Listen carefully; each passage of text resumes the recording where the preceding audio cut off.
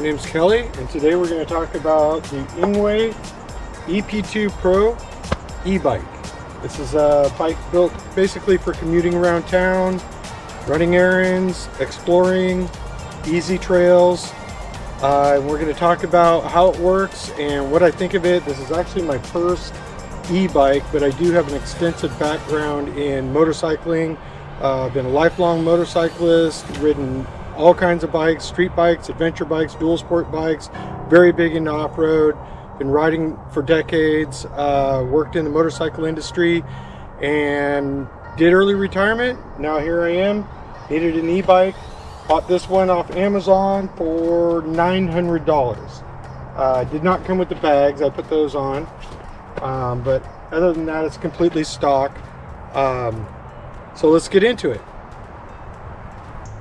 So as I mentioned, we're retired and I wanted something when we're in campgrounds or in little towns or something. We can buzz into town, look around, just do some commuting. I can haul a little bit of stuff, and this seemed to fit the bill, and actually it does. It's pretty much exactly what I thought it would be. I'll go over it really quick, front to back. It has mechanical disc brakes. It has, I don't know what size these are, 20-inch by 4-inch kind of off-roady tires. It's got a little headlight. It's got some spring load, preload adjustment on the fork, and a lockout on the fork. The handlebar stem, I guess is what you would call that, is quick release. Pop this down, it folds down. Also folds here. There's a lever on the other side. We'll look at that in a minute. Pull that, the whole bike folds in two.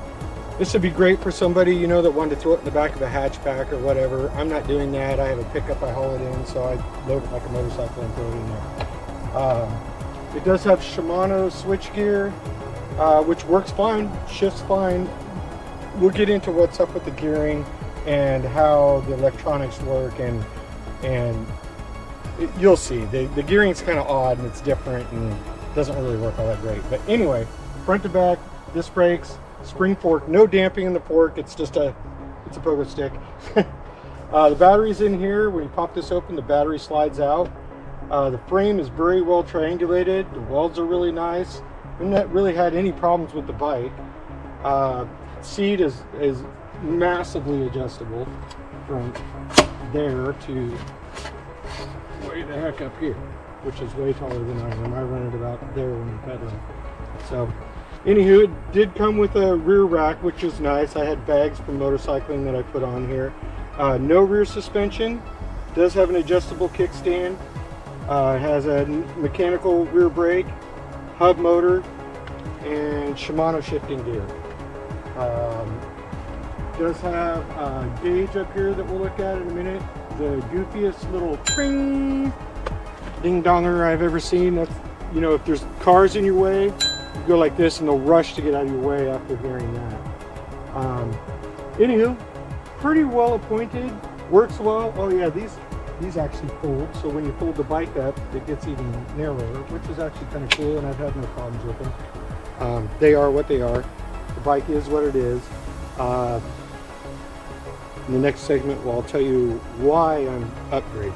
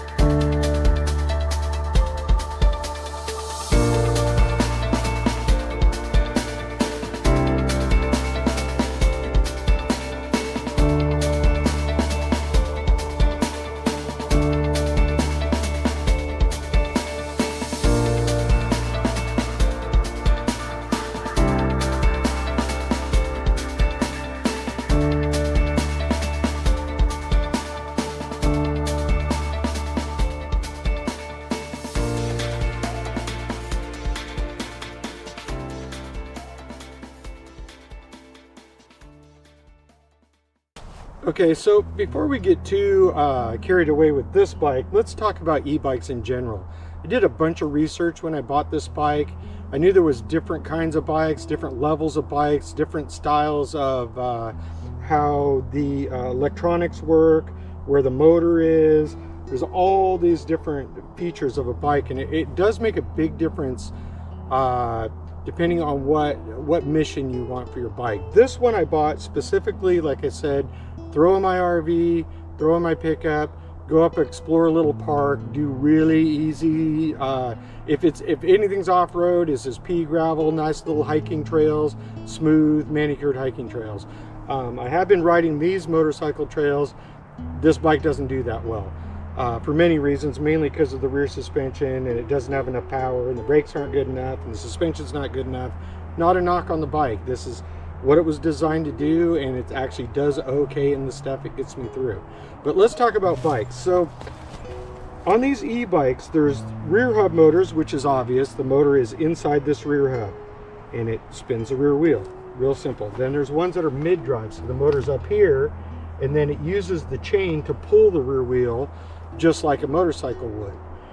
Then there's also two different kinds. There's cadence, which this one is. So when you start pedaling this bike, it just goes. It has 5 different levels that you select up there, and really it's called ghost pedaling, and you do provide some input, but basically if you're in first, it goes right up to 6th if you're, or 6 miles an hour if you're on the flat.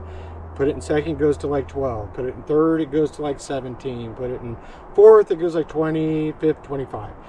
But the pedaling really doesn't do much. You're kind of ghost pedaling. You're going along. The pedaling does activate it. So say you're in gear, you start to pedal, you get about a 1.5 rotations, you feel the motor kick in, it goes, takes off. Okay, that's what cadence and a rear hub motor gives you, and that's what this style is.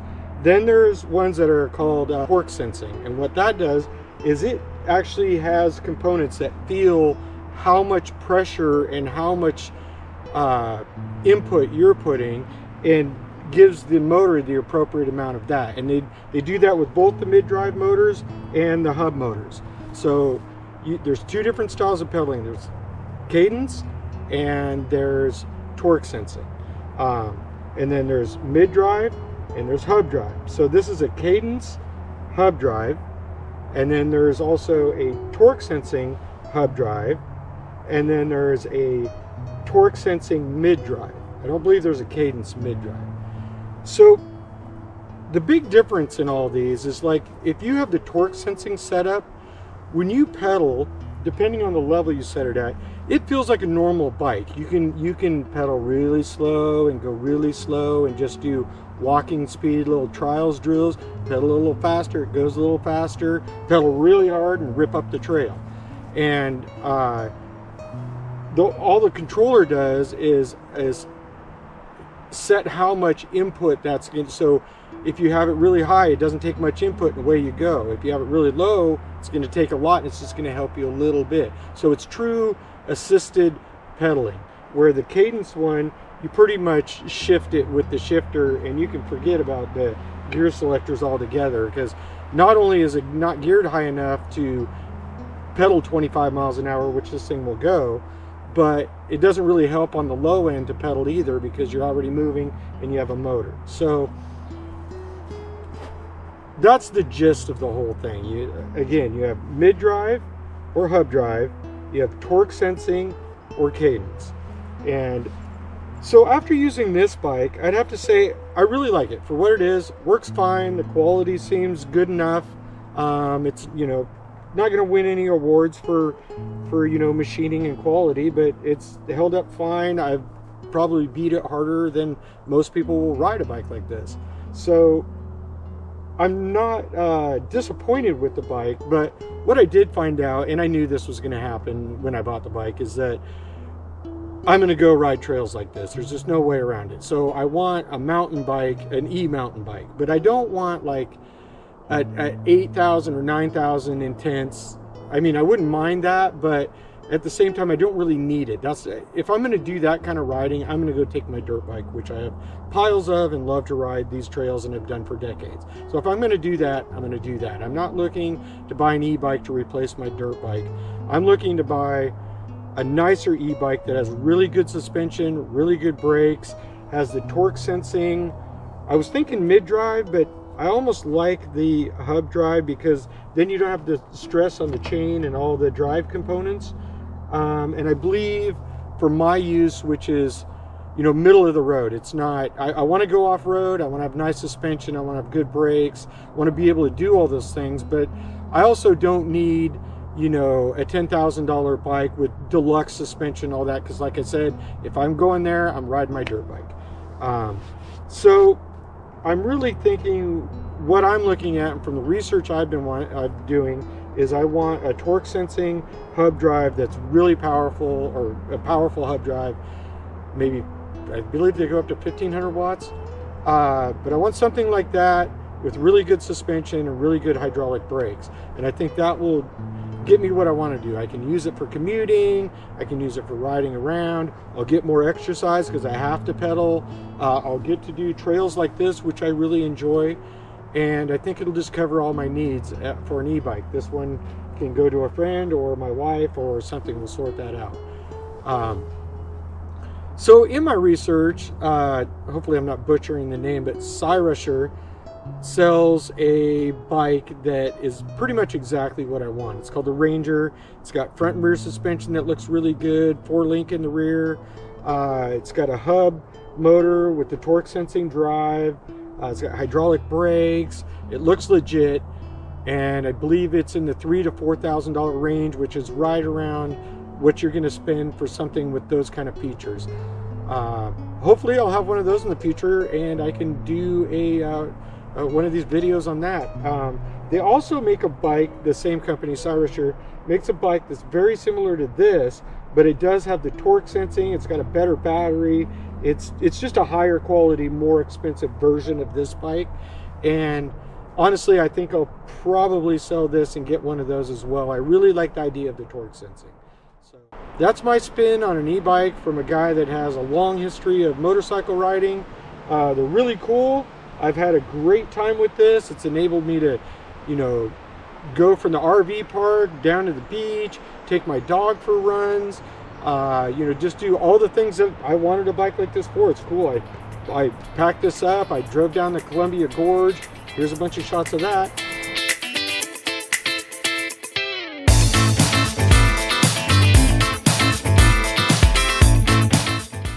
And it's just what I needed at the time.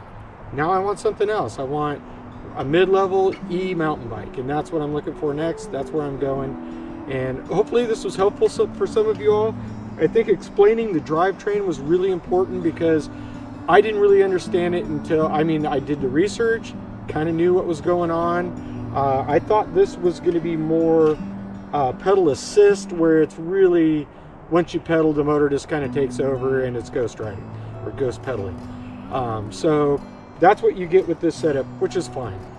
Anyway, I hope you enjoyed this video. I'm not very good at these things. I'm gonna get better, working on it. I'll edit this up, make it as good as possible. It's a beautiful day. I think I'll go run the rest of the battery out on this thing, and you all go out and do the same. Have fun. Thank you.